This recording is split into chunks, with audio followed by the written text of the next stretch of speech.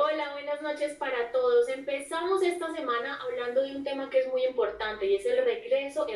a clases. Y no solamente es muy importante, es una necesidad para los estudiantes, para los profesores y también para los padres de familia, que luego de un largo año de pandemia, pues han tenido que acomodar el calendario académico para poder cumplir con sus obligaciones por la virtualidad o a través de la virtualidad. Y ahora, con la vacunación masiva que cumple un nuevo ciclo a finales de junio, pues se aspira a tener el 70% de los colombianos vacunados contra el COVID-19. Por eso, el gobierno nacional anunció que el 15 de julio las escuelas, los colegios y las universidades públicas y privadas volverán a abrir sus puertas a los estudiantes para las clases presenciales, que es algo que es fundamental. El regreso a las aulas, según los expertos, pues va a traer beneficios emocionales para los estudiantes y, por supuesto, mejorará el rendimiento académico y también su situación emocional. Pues para hablar de este tema que tanto nos interesa a los padres de familia, hacemos contacto hasta ahora con Jorge Caucali. Él es psicólogo, magíster en gestión emocional. Muy buenas noches y bienvenido a Que se habla a las 7. Después de tanto estar, digamos, casi que recluidos en nuestras casas, recibiendo educación virtual, ¿cómo afrontar el regreso a clases presenciales tanto para los padres como para los estudiantes? Y entre otras cosas, pues cómo hacer justamente esas jóvenes, esos niños primerizos, aquellos niños tal vez que van por primera vez a un jardín. Buenas noches. José Fernando, muy buenas noches a todas las personas que nos están viendo en este momento. Bueno, es importante tener en cuenta que, dado el pronunciamiento hecho por el Ministerio de Salud mediante la resolución que invita a todos los establecimientos nuevamente a nivel educativo a regresar a mediados del mes de julio a la presencialidad, tener en cuenta dos cosas fundamentales. Por un lado, aquí hay dos actores que entran a formar parte dentro de este proceso. Por un lado, los colegios y con ellos pues todo el cuerpo docente, quienes deben estar preparados no solamente en términos de bioseguridad, sino también en la gestión emocional que deben hacer para cada uno de sus estudiantes, para los grupos y la manera en la que se van a manejar, teniendo en cuenta que llevamos casi un año, o bueno, más de un año, en confinamiento, y esto ha hecho que se generen algunas variaciones dentro del pensamiento, dentro de la conducta y también dentro de la posible ralentización que se puede haber generado en los procesos académicos o en los procesos de aprendizaje, dadas las circunstancias de la conexión, la virtualidad. Y por el otro lado, tenemos el segundo autor, que también es el fortalecimiento que se debe hacer directamente desde los padres de familia, ya que son ellos los encargados de poderles brindar un espacio de confianza a los niños para que regresen al aula escolar nuevamente en la presencialidad, dadas las condiciones también de ese desarrollo socioemocional que deben tener, porque para los niños y para los adolescentes es fundamental el juego para los primeros y la socialización para los segundos, entonces generando un ambiente de confianza que les permita a ellos también sentirse completamente vinculados dentro del nuevo escenario al que van a llegar.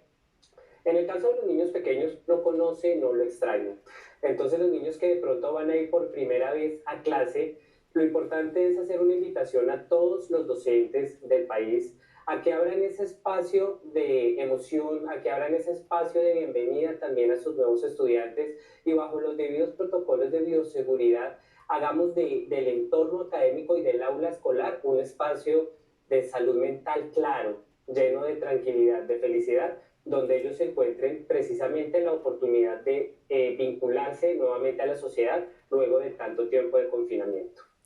Porque usted mencionaba un aspecto fundamental y es lo emocional. Esto es clave en este regreso a clases, por supuesto, más allá, digamos, de la educación que viene de la mano. ¿Qué recomendaciones les daría usted a esos padres que aún tienen algo de miedo de mandar a sus hijos de nuevo a las aulas? Porque pues lo sabemos y es que algunos padres casi que están que los mandan ya y no ven la hora, pero hay otros que tienen cierta reserva y pues muy aceptable de enviarlos nuevamente al colegio. Entonces, ¿qué recomendaciones les daría a usted para que tengan un regreso a clases donde sea más tranquilo y más seguro tanto para padres como para los niños a nivel emocional? Claro que sí. Bueno, mi recomendación número uno es poder generar un diálogo directo y una comunicación clara directamente con la institución académica para que los padres de familia tengan de primera mano conocimiento de cuáles son los protocolos de bioseguridad y esas medidas correspondientes que se están tomando ahora dentro de los protocolos simplificados que se van a llevar a cabo. Esto les va a permitir, obviamente, a los padres de familia generar un ambiente de confianza entre el colegio, que es la institución donde su hijo se va a educar, y ellos, obviamente, la confianza en depositar cada uno pues la confianza de depositar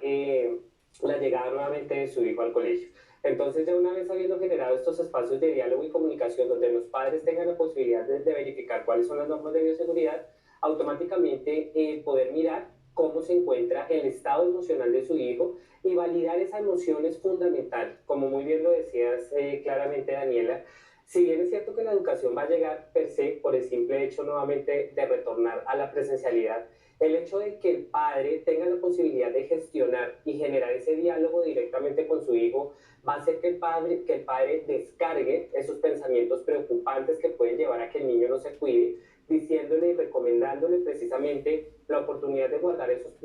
protocolos de bioseguridad, y por el otro lado va a generar un ambiente cálido de confianza en el niño, especialmente en los más pequeños, porque claro, los grandes, los adolescentes ya están desbordados en querer regresar nuevamente al colegio, en querer tener un proceso de socialización, en querer volver a jugar y a ver a sus compañeritos, porque hace parte del desarrollo evolutivo del ser humano, donde en la adolescencia los niños deben tener un proceso de socialización claro con los demás para poder formar todo lo que son los hábitos y las normas de conducta a nivel social. Pero los niños chiquitos solamente lo que han hecho es recibir durante todo este tiempo los comentarios, las noticias que ven, las preocupaciones de sus papás, y muy posiblemente a su manera logren interpretar que salir puede ser un espacio de desconfianza. Entonces, si generamos ese diálogo entre papás y niños, vamos a permitir una cadena de comunicación lo suficientemente clara donde el papá no solamente descargue esa gestión emocional y logre pasar de la preocupación a la recomendación, sino que el niño también desmitifique un poco esa preocupación y la lleve directamente a la seguridad, a decir voy a ir al colegio con los protocolos de bioseguridad. Como ya lo había hablado anteriormente hace un momento, siempre y cuando el papá tenga claras cuáles son esas condiciones que el colegio le está ofreciendo a su hijo, ahí se va a generar un ambiente cálido donde el niño puede llegar nuevamente al proceso de educación escolar. Jorge, pues todos sabemos que los niños casi que actúan, sobre todo los más pequeños, gracias al ejemplo. Y si el ejemplo que han tenido en la casa es que el autocuidado en muchas ocasiones no existe, se ponen el tapabocas mal, no se lavan bien las manos, eso es lo que realmente nos preocupa a los padres de familia, que digamos hemos sido unos muy estrictos, siguiendo al pie de la letra las medidas de seguridad, el autocuidado, mientras que otros han sido muchos más flexibles con este tema, y ahí es donde se encuentran, digamos, en el colegio. Supongamos que el salón tenga 20 niños, algunos han aprendido perfectamente a portar bien su tapabocas, otros no les interesa, y eso es un ejemplo de casa. ¿Cómo hacer para que esto, digamos, porque el tapabocas en todo caso es fundamental, y que estos niños entiendan y comprendan a su precaria edad la necesidad de portarlo, la necesidad de lavarse las manos? Es lo que me parece más difícil. Sí, es un poco más complejo, José Fernando, teniendo en cuenta que en casa se enseñan valores y principios. En el colegio se van a reforzar conocimientos. Entonces, aquí hay un trabajo mancomunado entre padres de familia. Eso es para las personas que nos están viendo, un llamado muy especial y que sea la oportunidad para entrar en conciencia de poder tener un diálogo directo entre padres de familia y docentes, para que por un lado exista el compromiso directamente de los padres, como muy bien lo decía José Fernando, existe la posibilidad de que el niño en la oportunidad de ver a su papá como el ejemplo a seguir, el papá no use muy bien los tapabocas, pues el docente nos va a ayudar directamente en el aula a manejar este tipo de autocontrol. E igualmente, desde casa se hace necesario que el papá genere un modelo de conciencia claro que le permita al niño llevar todas estas normas de bioseguridad y conducta autónoma directamente al aula, por muy pequeño que sea. Aunque hemos descubierto, pues en consulta y de acuerdo a todos los estudios que se han hecho, que coincidencialmente son los niños los que más usan mejor los tapabocas que los mismos adultos. Y eso es algo muy curioso que se ha visto a través de todo este tiempo. Entonces, aunque no se debe bajar la guardia, y no por esto, pues digamos que esto es un comentario solamente para tener en cuenta, sí es necesario que como padres de familia tengamos la posibilidad de ser conscientes de que nosotros no podemos decirle a nuestro hijo que se cuide cuando en nosotros en casa, donde los papás somos el ejemplo a seguir, efectivamente los niños no tengan la posibilidad de ver a su papá colocarse el tapabocas, pero que el papá les esté diciendo. Entonces hay que ser muy coherentes y aquí digamos que la coherencia también entra a ser fundamental dentro de las normas de bioseguridad que debemos tener, porque si yo le pido a mi hijo unas normas de comportamiento y protocolos de bioseguridad adecuadas al aula, pues lo mínimo que yo tengo que hacer es cumplirlas. Y estando en el aula, sabemos que los docentes durante todo este tiempo han tenido que pasar muchos desafíos a nivel pedagógico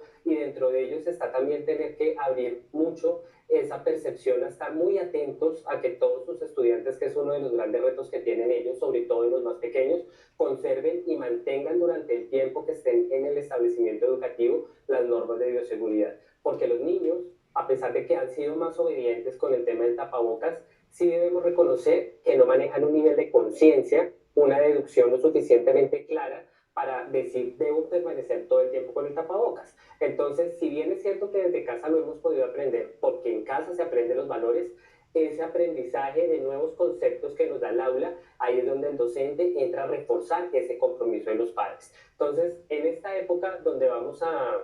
retornar nuevamente, prácticamente estamos a un mes del retorno al colegio, que es la oportunidad de que nos preparemos en casa con nuestros hijos o con nuestros sobrinos, con los niños pequeños que tengamos, para recalcarles, porque el niño aprende mucho de la repetición, mientras que el adulto aprende más desde la deducción y la conciencia. Entonces trabajemos mucho,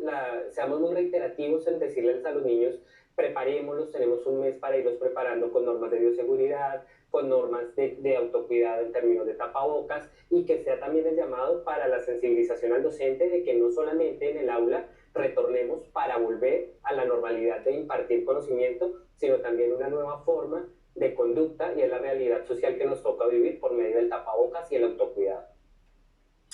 Pues sí, Jorge, es impresionante además ver cómo los niños adoptan estas medidas a medida que los padres se las van enseñando. Mi sobrina de 3 años es la primera que nos hace ponernos el tapabocas antes de salir, de hecho. Pero mire, la virtualidad ha sido un gran reto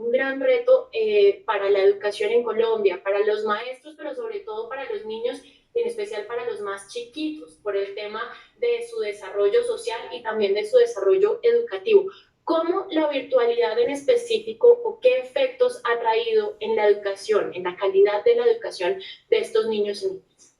Bueno, esto es un tema muy debatible, primero por las circunstancias en las que la cobertura de Internet ha llegado a las diferentes esferas sociales, pero en términos generales podemos hablar de que se ha hecho un esfuerzo sobrehumano por parte del Ministerio de Educación de poder cumplir con el cronograma y el calendario académico en cada uno de los periodos correspondientes. Sin embargo, en términos de desarrollo cognitivo, sí se ha visto el impacto bastante marcado en todos los pequeños y junto con ello, pues todo lo que ha sido también un aprendizaje no solamente en términos de materias académicas, sino también de interrelacionamiento con sus familias. Porque los niños antes estaban acostumbrados a permanecer en el colegio una jornada determinada mientras los padres realizaban sus actividades por fuera. Hoy en día, como muchos han tenido que, bueno, muchos regresaron al escenario del confinamiento, han tenido que mezclar una serie de elementos que han hecho que el proceso se vea de una u otra manera afectado. Si lo miramos desde el punto de vista académico, los niños han bajado mucho sus niveles de atención, de concentración y de memoria. Primero, porque los papás están presentando un desafío enorme frente al proceso de las multitareas. Las mamás que de pronto responden por los niños, están pendientes del trabajo, los papás igualmente pendientes del trabajo, ambos respondiendo por el trabajo, pero hay que hacer las tareas domésticas.